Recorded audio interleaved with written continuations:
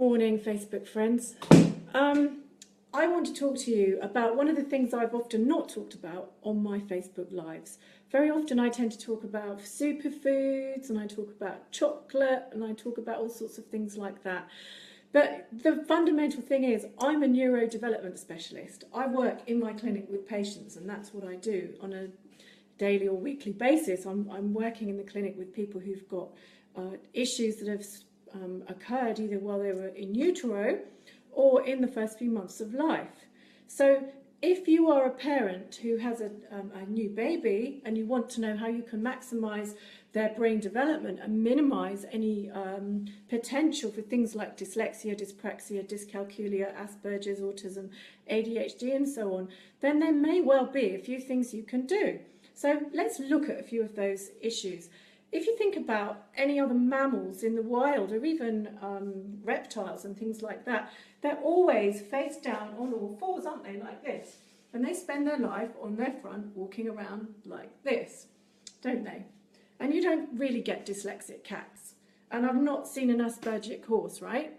Okay, that's, slightly humorous perhaps.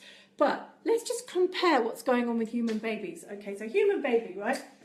In car seat. Right? Under baby gym.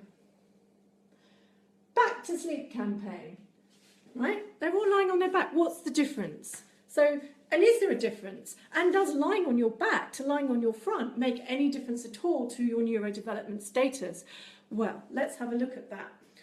All of the neurodevelopment stages that occur in utero, every movement that the baby makes are wiring in the brain. So let me show you an illustration and then you'll get some idea of what I'm talking about. So, can you see the bottom half of that picture? Can you see all those little neurons? Those are neurons at birth in the baby's brain.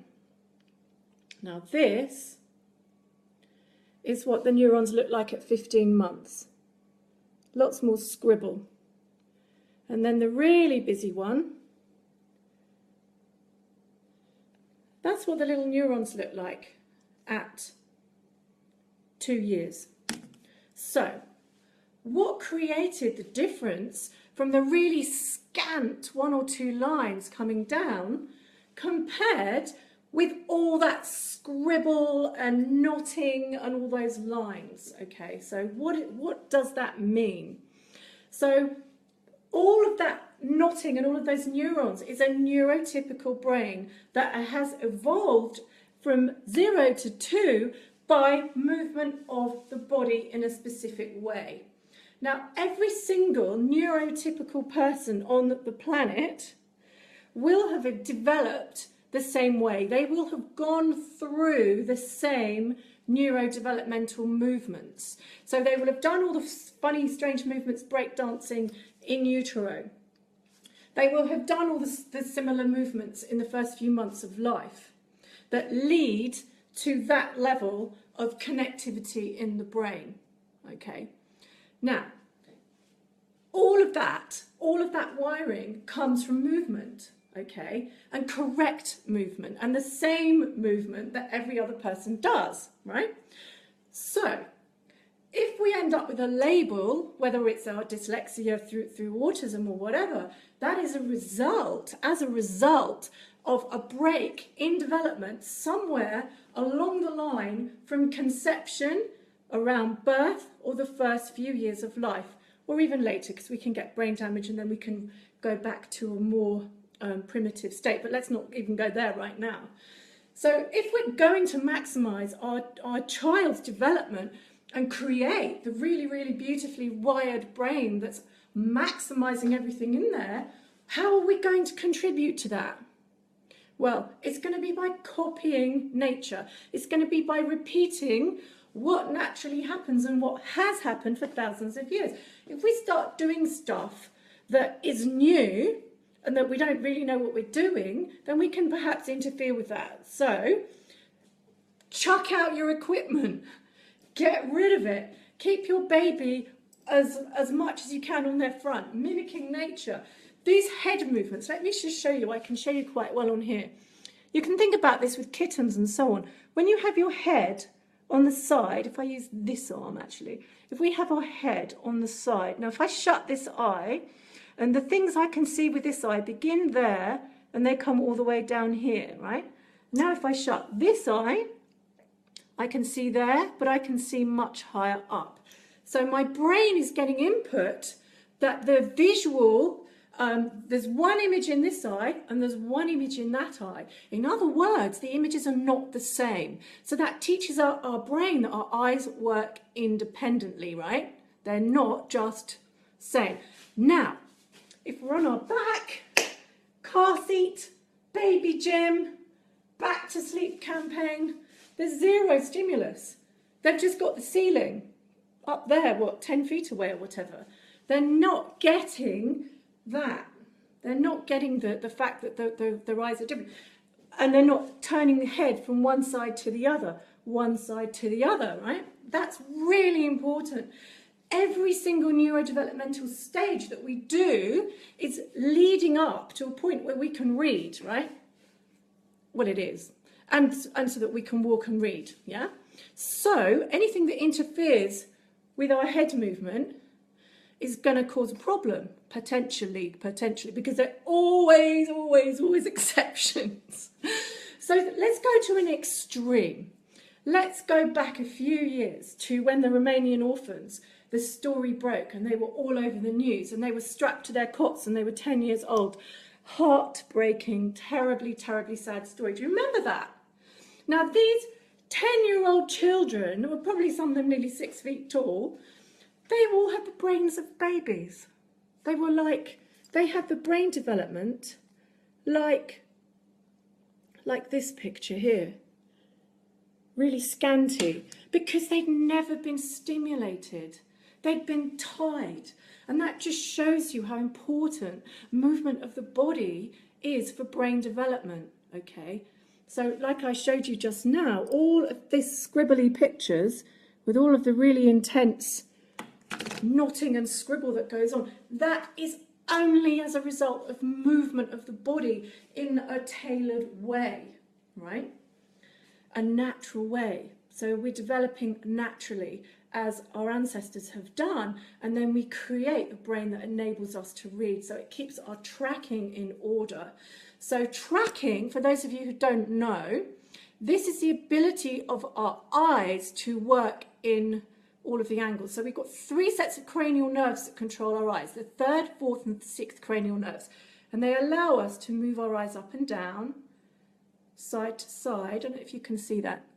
Up and down, side to side, and then diagonally. The 3 sets of cranial nerves work together.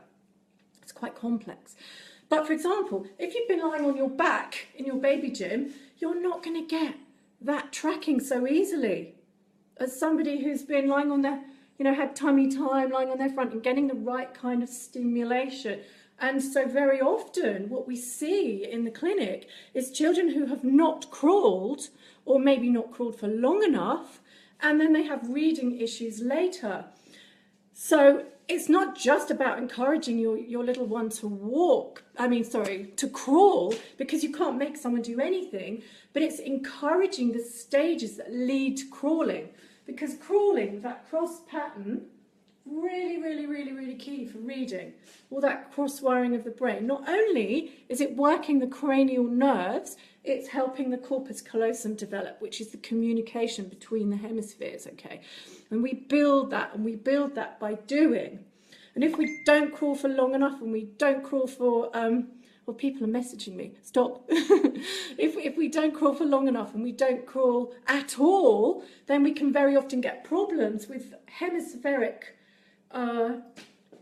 information transfer and things like that. So that's why in my clinic, when I'm repeating the neurodevelopmental stages that occur naturally in nature, we do movement. We use movement. So we've got specific things that we're doing. Let me move that away because it keeps beeping. Specific things that we're doing to repeat what's naturally happening with natural development. So think about this. When you've got your little one, they need as much stimulation as possible, and they need as much natural as possible. So get them out moving. Moving is so key. My children lived on the trampoline there for years. I mean, we all do now, as you see from my Facebook Lives.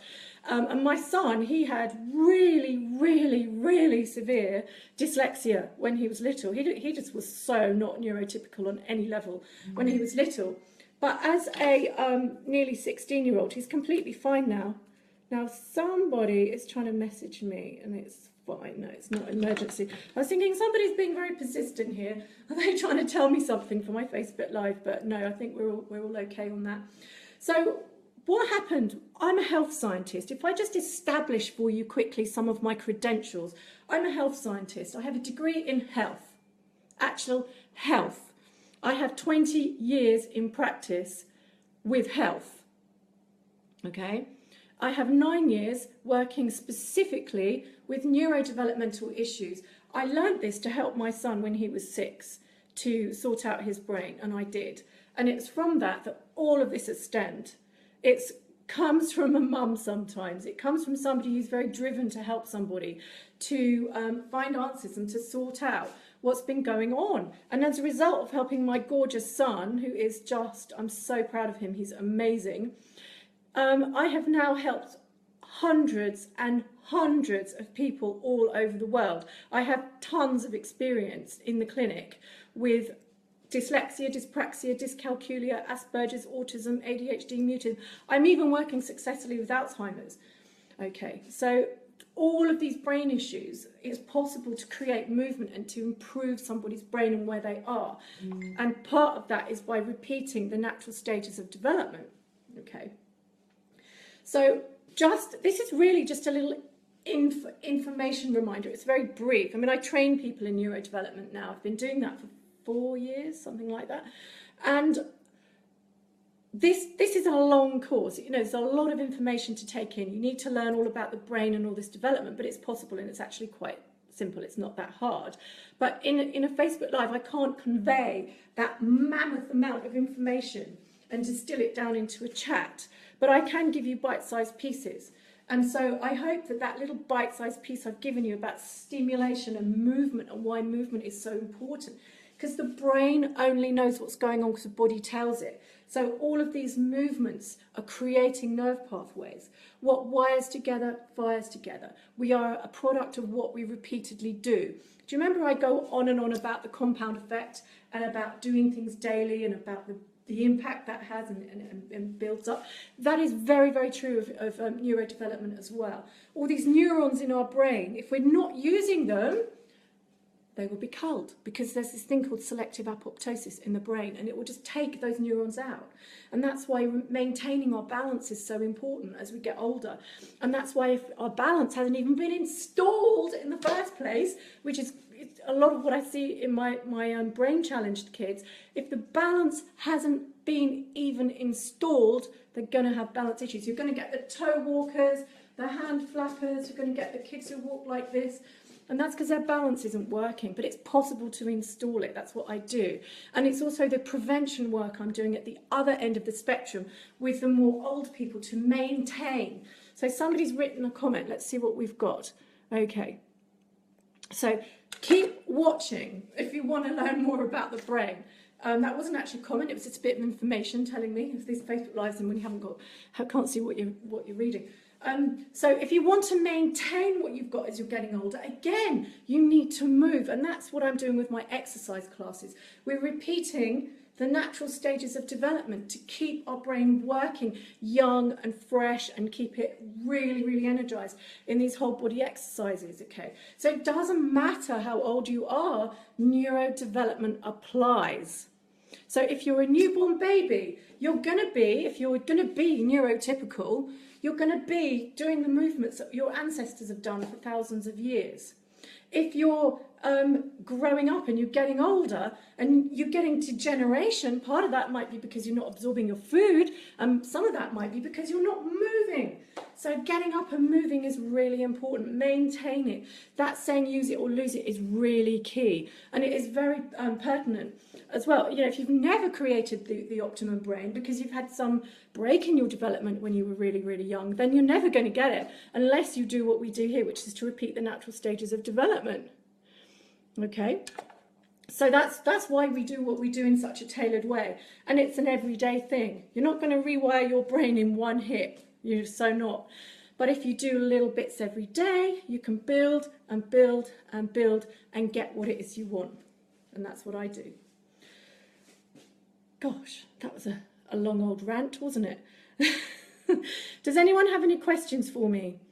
If you want to share this, hit the bottom left. If you have any questions for me, then just type it below. I'm ready for questions now, and I will answer your questions. My clinic is in Colchester. I see patients usually on a Saturday, and I work with all manner of conditions. It doesn't have to be something that you've had diagnosed. It doesn't have to be something you've got a label for. If you do have a label, then we know roughly what direction we're heading in. But what I'll do when you come is screen you. I'll find out your brain status according to the way I work, and then we'll know what we're working on. So there's never anything to worry about. And my clinic is really, really calm and friendly. And nothing is ever too much trouble.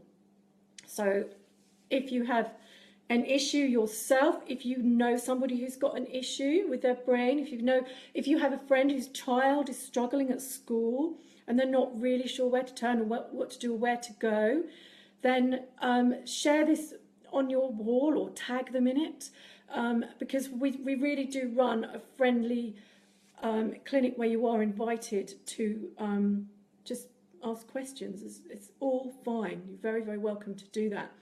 To back up my clinical work, I have written some books on nutrition because my father had ADHD. What's going on with my voice today? My father had ADHD, and people with ADHD tend to have quite severe food intolerances. And so I was raised with a massive awareness of how important food can be to anyone really, but particularly to people who are like hypersensitive. And, you know, the food can really impact you, but it's never the whole story. You know, there's several things you've got to do here if you need to rewire a brain and get it sorted out. It can be movement-based, it can be in tandem with nutrition, and there are other things you might need to do as well. And I'm never, never, never precious about that. I believe, do what works. Okay, but if you don't know the potentials and if you don't know what works, then you can't provide that or offer that as an option to your child. So that is why I'm quite vocal on Facebook Live, because there are not that many neurodevelopmentalists out there. Okay, there are not that many people doing what I do.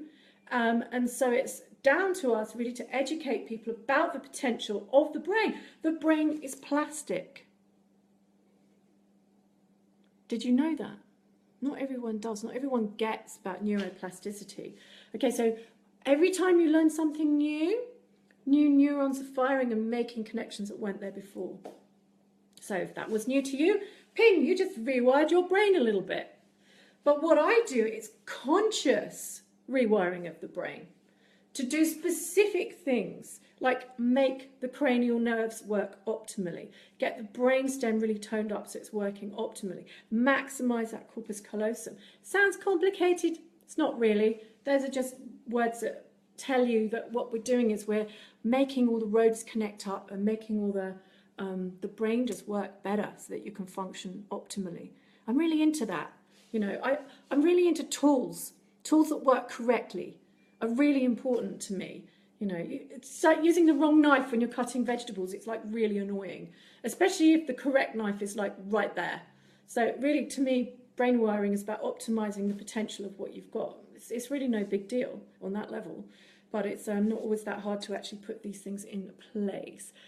So that's my story for the day, is keep moving and have a look at my books if you need to. Share this to your friends, share this to people who are struggling maybe with their child who's got a neuro issue. It's a very taboo subject in some families. One of the things that I have observed is that when people don't know how to help, they say there's nothing wrong. And that's just their way of going, we love our child and we'll just handle it. But actually, there are things that you can do, and it's okay to be like that, because we all have to start somewhere and we're all doing the best with the hand we've been dealt, and it's not always that simple. I know that because I've been there with my dad with ADHD, with my son with dyslexia, and the hundreds and hundreds and hundreds of families I've interacted with over the last 9 years doing neurodevelopment. So, You know, I'm here, I'm friendly, I'm tame. I've trained a load of people as well who work with my staff. We have our autism specialist, Jan Duffy, who is, oh my God, her work is incredible. She's down in Brentwood, Billericay area. We have Julia, she works in Hertfordshire, and she's an ADHD specialist. And then I've got various other people as well who we've trained who are all over the place too. So they, you know, some of them have their own specialities and some of them don't. But, you know, if you need something, get in touch. That's my word. I'm Sue Cook. My website is Brainbuzzz, BrainBuzzz, 3 Zs. And my books are on Amazon under Brainbuzzz. You can find Eat for Your Brain, Nutrition for Special Needs, which I co-wrote with the lovely Karen Stevenson, who is a nutritionist. She trained with me at university when we did our health science degrees. She's amazing. And I've written other books as well. One of them is Maximise Your Child's Potential. That's quite a useful book, got quite a lot of articles in there. Left-handedness, things like that. My own story, my dad's story, and lots of symptoms of the brain in there. It's quite an interesting book. So my favourite one, really, apart from Eat for Your Brain, I think Maximise Your Child's Potential is probably my favourite. Yeah. So who have we got now? And we've got Rachel joining us. Yeah, we've got a few people here. Hi, guys. It's nice of you to join me. And, well, I'm just winding up now. I've talked about the brain for quite a long time. So please do share this with your friends who've got brain issues or any questions you may have. Please just ask. Here to help, always. And offer a very, very supportive and friendly clinic. And it's really driven by you. All the books I've written are as a result of work that I've done. I never planned any of this. I thought I was a homeopath. And I learned neurodevelopment and everyone wanted that. So it's just been a magical mystery tour, really. I never planned any of it, but there you go. That's life and I love it. It's seriously the best job in the world, especially when I see the improvements I get in my little ones. I love them so much. It's just so great. All right, my darlings. Catch you next time. See you later.